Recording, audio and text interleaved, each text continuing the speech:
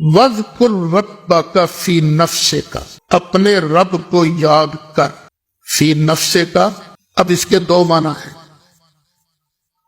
اپنے دل میں، اپنے دل میں رب کو یاد کر، یا یہ کہ جب اکیلے بیٹھے ہو نا، تنہائی میں اپنے رب کو یاد کر۔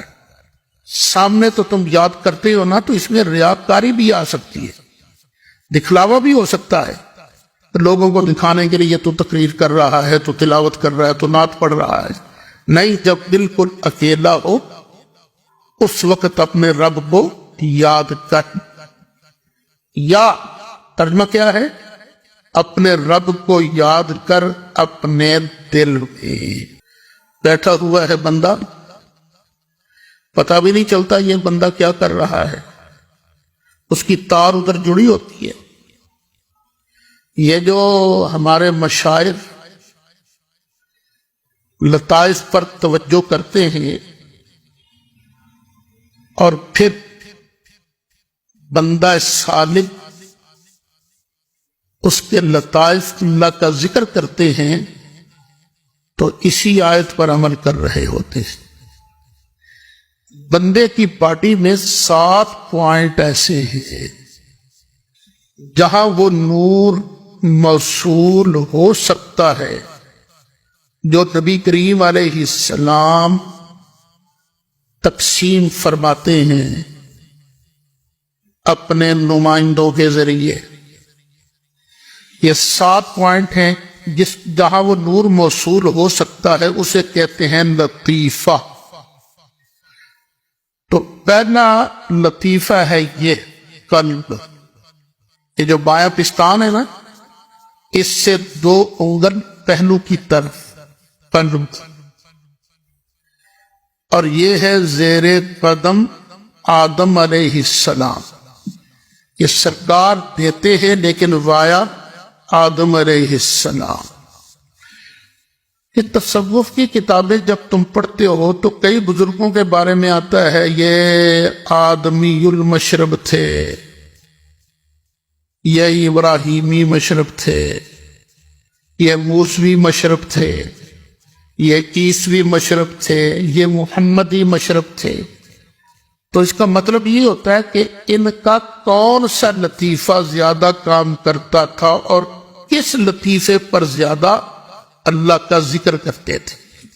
تو یہ جو پہلا لطیفہ ہے قلب، یہ ہے زیر قدم آدم علیہ السلام، اور یہ دوسرا جو لطیفہ ہے یہ ہے لطیفہ روح، دائیں پستان کے نیچے 2 انگل پہلو کی طرف، یہ ہے زیر قدم نوح علیہ السلام اور ابراہیم علیہ السلام۔ عام طور پر ابراہیم علیہ السلام کا نام لیا جاتا ہے زیر قدم، یہ ابراہیمی المشرب ہے۔ اور تیسرا لطیفہ جو ہے وہ یہ جو بایاں پستان ہے، اس سے اوپر 2 انگل اوپر، یہ ہے زیر قدم موسیٰ علیہ السلام۔ یہ دوسرا لطیفہ روح، تیسرا لطیفہ سر، اور پھر چوتھا دائیں پستان کے 2 انگل اوپر، یہ ہے زیر قدم عیسیٰ علیہ السلام۔ اور پھر ہے 5واں لطیفہ، یہ جو سینہ ہے نا، سینے کے درمیان، یہ ڈائریکٹ سرکار کے زیر قدم ہے، محمدی المشرب۔ جس کا یہ لطیفہ زیادہ کام کرے اسے محمدی المشرب کہتے ہیں۔ یہ جو 5 لطیفے ہیں یہ کسی نہ کسی نبی کے قدم پر ہیں۔ پھر اس کے بعد ہے 6واں لطیفہ، وہ یہ، اسے کہتے ہیں لطیفہ نفس۔ اس لطیفہ نفس کا ایک کمال عجیب ہے، جو یہاں پر اللہ اللہ کرتا ہے نا، اس کے اندر عاجزی پیدا ہوتی ہے۔ اس کا تعلق ہے خواب کے ساتھ۔ اور اس کے بعد ساتواں جو لطیفہ ہے وہ ہے کہ یہاں یہ تانوں کے بیچ، اسے لطیفہ قالبیہ کہتے ہیں۔ جب بندہ یہاں ذکر کرتا ہے تو پھر پورے جسم کا بال اللہ اللہ کرتا ہے۔ یہ بڑی عجیب دنیا ہے، عجیب دنیا ہے۔ اور جس کو یہ دولت نصیب ہو جاتی ہے پھر وہ مست ہو جاتا ہے، اسے کوئی چیز اور اچھی نہیں لگتی۔ آج کل تو پیری مریدی کا سلسلہ عام ہو گیا نا، چل جی بیعت ہو گئے بھائی اللہ خیر صلی اللہ۔ لیکن یہ جو وظائف ہے نا، لطائف، ان پر کوئی محنت کرتا ہے، کوئی محنت کرتا ہے، لیکن ہر کسی پر محنت کرنی بھی نہیں چاہیے۔ بندے کا ظرف دیکھ کر اگلا برداشت بھی کرتا ہے کہ نہیں کرتا،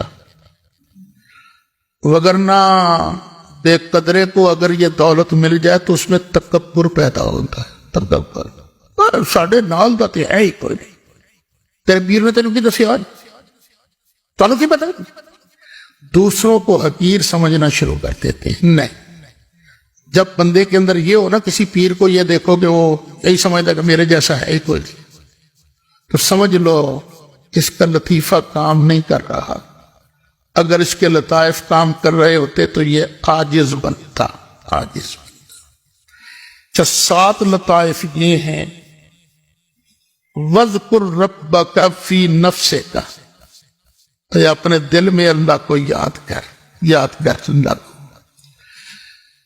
پھر 8واں سبق ہے اس تصوف کی دنیا میں نفی اس بات کا، کلمہ شریف کا۔ اس کا بڑا ایک خاص طریقہ ہے، زبان سے نہیں کہنا بلکہ ناف سے لا کو اٹھانا ہے۔ یہاں تک کئی مشائخ یہاں تک بھی لاتے ہیں، لیکن ہمارے بزرگوں نے جو بتایا یہاں تک، لطیفہ نفس تک، لا الہ۔ یہ جو دایاں کندھا ہے نا، اس پر جس طرح کینچی نہیں ہوتی، الہ کی کینچی لگا کے الا اللہ، لطیفہ قلب پر اللہ کی ضرب لگا، یہ 8 اسباق ہے۔ پھر اس کے بعد سلسلہ شروع ہوتا ہے مراقبات کا۔ تو جو آدمی یہ اسباق پڑھ لیتا ہے، پھر ہمارے مشائخ اس کو اجازت دیتے ہیں جب وہ سلوک کی یہ منزلیں طے کر لیتا ہے۔ تو صرف یہ کہ بندہ کتابیں پڑھتا رہے، صرف قرآن کی نیک کام ہے، اچھا کام ہے، وہ برا کام تو نہیں ہے۔ اللہ کی رضا کے لیے کیا جائے بہت بڑی بات ہے۔ یہ جو آپ اسباق پڑھتے ہو یہ کوئی معمولی بات تھوڑی ہے۔ ایک عالم ہے، بات ان کی ہے۔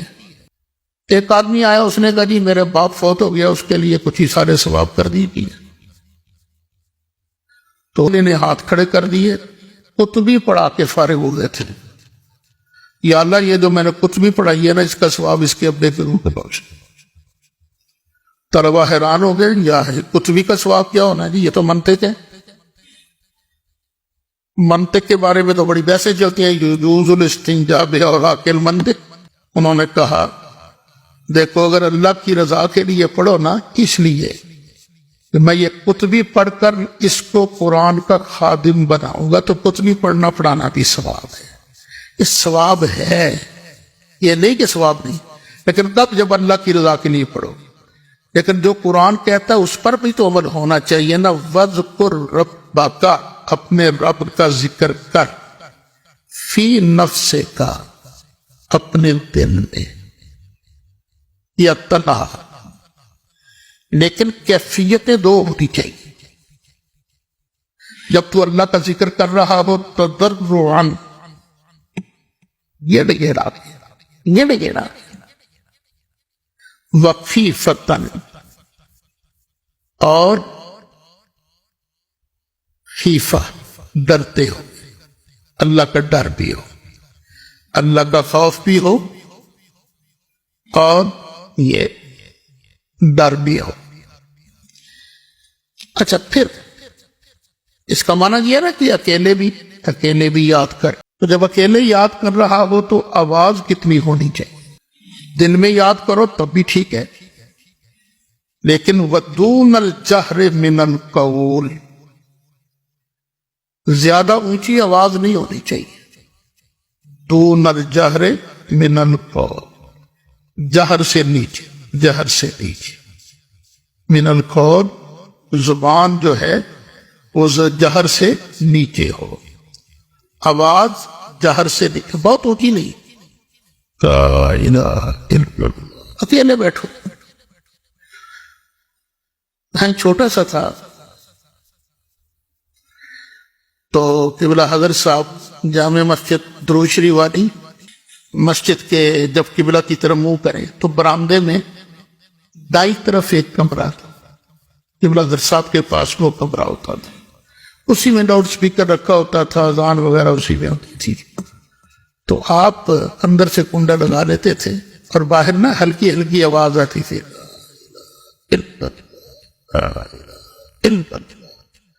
مطلب ہے کہ ہمارے بزرگ جو ہیں یہ ذکر خفی پسند کرتے ہیں، لیکن جہر کی بھی نفی نہیں، لیکن نہیں اتنا زیادہ نہیں کہ ٹنڈ پائی ہوئے تو کھپ پائی، نہیں، ڈرتے ہوئے، اللہ کا خوف طاری ہو۔ بالغدو صبح والآصال، اور شام، ولا تکن من الغافلین، غفلت میں نہ رہنا، غافل نہ ہو۔ میرے بیٹے اچھی طرح یاد کر لو، موقع ملے تو تنہائی میں بیٹھ کر، اکیلے بیٹھ کر اللہ کیا کر، اللہ کیا کر۔ تو حضرت حاجی صاحب رحمت اللہ علیہ سے ان کے کسی مرید نے کہا حضرت میرا مدرسہ واوا پڑھ گیا ہے، پر ہاں ٹھیک ہے، میں تو اس وقت خوش ہوں گا جب یہاں 4 اللہ کرنے والے بھی پیدا ہو جائیں گے۔ تو یہ اللہ کرنا بہت بڑی دولت ہے، یہ کیا کرو۔